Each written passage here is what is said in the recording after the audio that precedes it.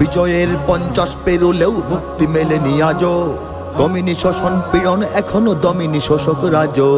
হে তরুণ তুমি ঘুমিও না, শেষ হয়নি তোমার কাজও। হে তরুণ তুমি ঘুমিও না, শেষ হয়নি তোমার কাজও। তুমি নতুন